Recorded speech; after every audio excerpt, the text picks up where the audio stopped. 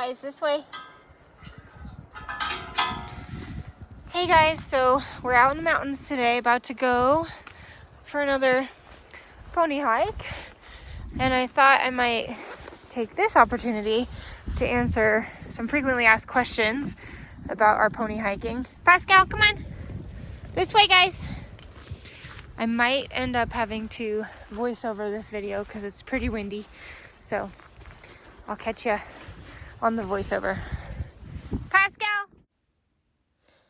So I'll basically start out with the most common question that I get about the ponies, which is, how did you teach them to follow you on walks and not run away?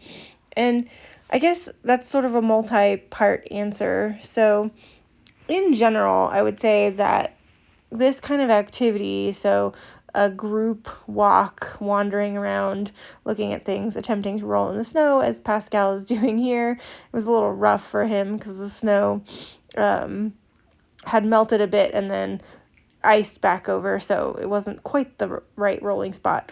But anyway, so walking like this as a group is actually a pretty natural behavior, I would say, for most horses. This is kind of what they do naturally all day, is follow each other around. Maybe not at this speed, but they explore their surroundings, they look for little things to eat, and they just kind of walk. So to be honest, it's not that far off from their natural behavior.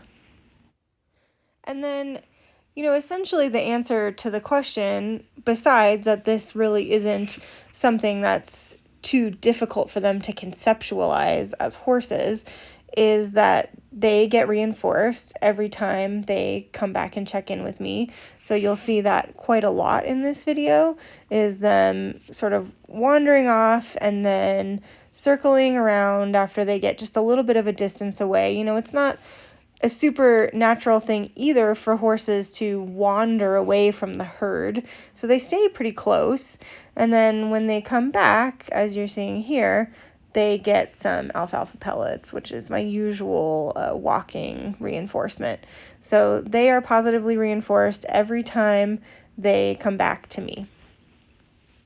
Now, we've been doing this for several years. So Pascal has been doing this for 7 years, and Iris has been doing this for 6 years now. So we've developed this pattern of their behavior and their reinforcement, but it didn't start out with such long duration. It started out with them in a safe space, so at home, maybe in an arena, like an open but enclosed space where we worked on reinforcing them coming and checking in with me when they were loose. Then once I got pretty consistent with that, I added a voice cue, which was come or come here. They kind of understand that I don't say it quite the same every time. They're a little bit forgiving to me. So, and then they would get reinforced for coming back when I called, and slowly increasing sort of the odds in the game. So then loose in a less enclosed space or a new space. And, especially out in the mountains, it's a little bit easier right now. It's not quite springtime. There's no green grass yet. Wintertime, there's nothing really out there for them to eat that's more reinforcing than what I have in my pouch, and more reinforcing than the alfalfa pellets. So they have no reason to really stray too far. In the spring and summer, when the grass is greener, they aren't always perfect. We've established this pattern of behavior where, they do get reinforced when they come back to me in the spring and summer. Sometimes the pellets aren't nearly as good as the grass, but what we do is, they can even almost self-reinforce on their walks by grazing next to me. And they know now that they kind of just have to keep moving. So they graze a little bit, then keep up. Sometimes having just a lead rope on them helps remind them of that at the beginning of the season when we're establishing our summer pattern of behavior. But pretty quick, they still keep up really well. And like I said, we aren't perfect. Nobody's perfect. It's not perfect every time. I would say they probably are, I mean, they get stuck or don't listen maybe 1% of the time. It's not common, but it does happen. This isn't something that you just start out and you drive them up to the mountains and set them loose and expect them to do this. This took us time to develop. So as soon as, I used to I started out, I guess, walking them on lead. Pascal actually was the first one here to go. So he went by himself with me, and he was definitely on lead for a long time during his first year of walking. And then there would be short periods of time where I'd let him off, test his recall, and then put him back on lead again. And that's not to say that when he's on lead, he doesn't get reinforced or they don't get reinforced. So I do put them on lead occasionally, mostly when we're very close to the trailhead, when we're on our way back typically, because there are usually more people out at that time. Or if we spot other people, I put them on lead. And then sometimes we practice actually walking on lead because they're not as good at walking on lead as they are at being loose.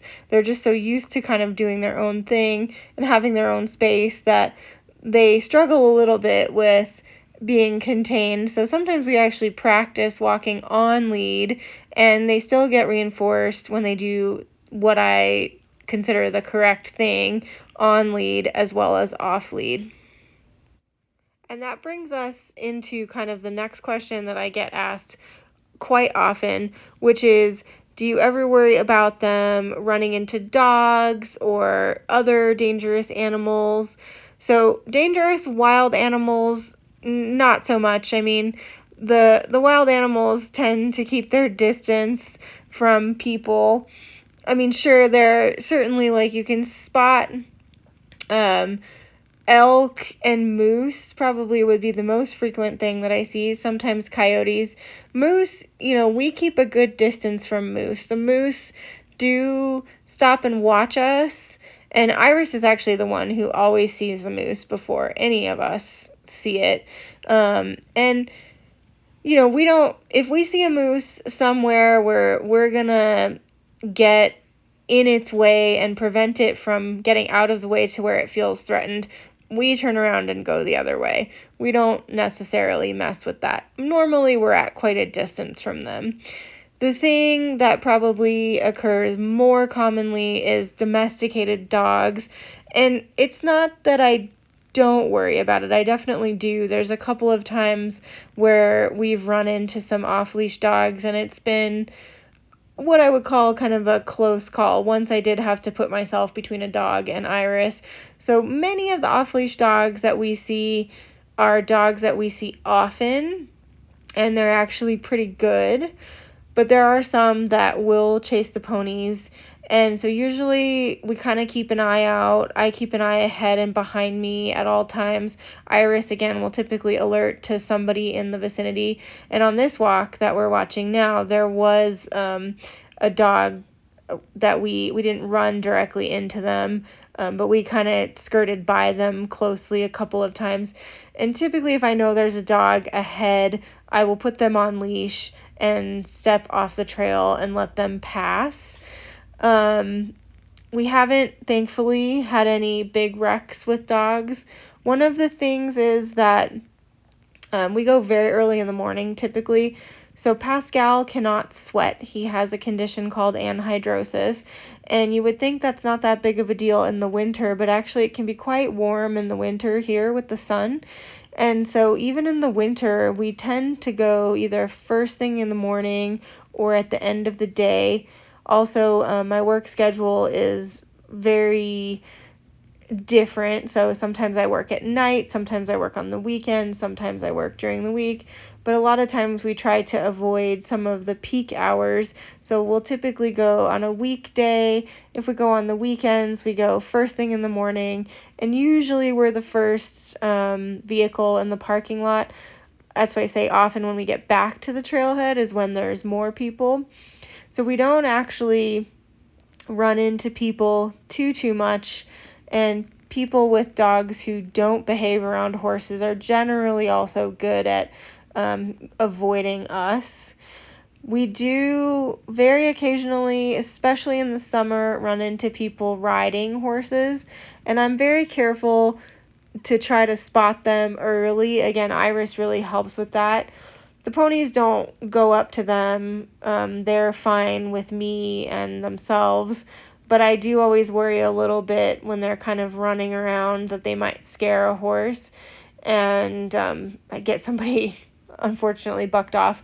So I do try to put them on lead if I see that there are other horses. Usually, again, we don't run into those people. We run into them perhaps in the parking lot at the trailhead when we're leaving and they're just starting, because typically we're done with our walk by that point in time. I also want to point out that free trailing of livestock, horses in this case, is legal in the trails that we go to. So there are parts of some national parks where it's not legal, but in some parts of the U.S. Forest Service lands where it's not legal, but it is legal for us to have for the ponies to be off lead and to be following like they do. So one of the other things, too, that people ask me about them is, do I ever worry about them getting hurt, or do they get hurt? And as you can see in this video, they cover quite a lot of terrain that's very varied. There's often water crossings, there's lots of branches. The snow is, you can see Pascal tripped. The snow is uneven, the snow is deep. So, there's a lot of terrain that they cover. You can't quite tell in this video, but we were kind of like on the side of a relatively steep hill right here.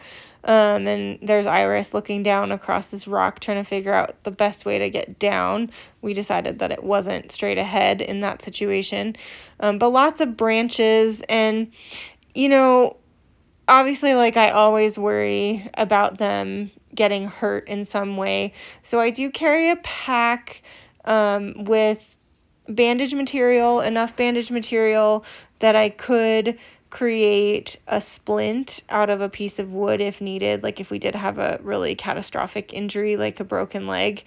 I also carry endotracheal tubes that I can use as nasal cannulas in case someone gets bitten by a rattlesnake. We do try to avoid the rattlesnakey areas in the summer because we're lower to the ground than people on horseback. And the ponies tend to have their noses sort of in the ground. So we go up higher in elevation in the summer and avoid some of the known snaky areas, but it's still always possible. And horses are obligate nasal breathers, so when they get bit in the face and their head swells up, they lose the ability to maintain airflow, and that is for sure an emergency. So I do carry stuff. And I do carry sedation. I am a veterinarian, so I have that legally. So I do carry sedation, just in case there's like a disaster. But for the most part, I'm not, too worried. They're super sure-footed. They learn how to take care of themselves. I'm not riding them or forcing them in a specific direction, so they're really in charge of where their feet go, where their bodies go, and how they figure that out. So really, knock on wood now that I say this, something will happen, but there's really been nothing serious that's happened in the time that we've been hiking, and we go it depends on the weather and the season and my work schedule, but we're probably out in the mountains twice a week, sometimes even a little bit more, and no, we haven't had any serious problems. They're also really small. The ponies themselves are really small and lightweight, so sometimes they even can cross patches of snow like this without falling in because they're so light. But they fit in small spaces. They can get out of some tight spaces pretty easily. So no, I don't really worry too much about them. they can kind of take care of themselves. I always obviously check them over at the end of a hike, check their feet, but their feet are quite solid, and yeah, no, they do pretty well with getting through some of the terrain that we cover. And, we're not up on the top of 14ers, which in Colorado here are mountains that are over 14,000 feet high. We're not up at these peaks, right? We're in the mountains, but this isn't treacherous terrain. It's good and challenging for them, but we're obviously also cautious that it's doable for them. Another thing that I get asked quite often is, why are there only two of them? You have so many other minis. Does anyone else go hiking? And the answer is yes and no. So Minnie, my little black and white mare, used to come with us sometimes. She's older, so she didn't really like the shenanigans of the youth, and she would much rather have come and just hung out grazing in the meadow, whereas these two get a little bit wild sometimes on their walks. So she doesn't like to join anymore, so she stays home with Quinn. Quinn is my mini mule, who is semi-feral still, despite me having had her for almost 5 years now. So not going to lose her in the woods. Then if we think about the others, so Bramble and Lady Moon live together, and I think Bramble actually would probably really like to go hiking. His feet are not quite there yet. Lady Moon also actually might like to go hiking, but it's it's a process, and the training is a process. So it's not like you just, again, as I said earlier, you don't just throw them out there and expect them to do this. And I'm only one person, so if I do have to have them on lead for some reason, for safety, we meet other horses, we meet dogs, etc., etc. I only have two hands. 3 was a lot when I took 3 sometimes. So 2 is plenty. These two get along very well, and they've been doing this together for a long time. Last summer, when Pascal had his laminitis episode, he wasn't hiking, and Iris and I went by ourselves. I think Ace also has the potential. He seems like he would really like to go hiking. He doesn't live with Iris. They do seem to get along, but I haven't trailered them together yet. They don't spend a lot of time together. Outside of occasionally the whole group will get turned out in the big field. So they don't know each other very well, and I think it's important when you're doing this that they get used to being around each other before you take them out, so they know the routine, and they can understand the process of coming back and checking in, and there's no worry about coming back and checking in and getting chased off of the reinforcer. And these two, they've done this together for so long that it's just very natural. But I do think that, yes, there is an opportunity that some of the other ponies, Remy definitely does not want to go hiking. She wants to go napping, is what she wants to do. Sparrow, I'm not sure yet about her and what she may want to do in the future. I'd like to bring along more ponies into some of these activities, just because they love it so much. But it does take time, and I have a lot of ponies, and it's an effort to do. So stay tuned. Maybe in the future there will be others that also start to hike, but at the moment I only have 2 hands, and if we get in a pickle, I need to have 1 pony in each hand, and more than 2 ponies is a lot. These guys are a lot. They're very energetic. The hikes are energetic. So yes, I've been thinking about this summer starting to take, especially Ace. I think he would really like to go. He'd be actually a very good solo hiker. He's very attached to me, and you may have seen that in some of the other videos that I have of him, particularly when he goes jumping. So he would be very good on his own with just me.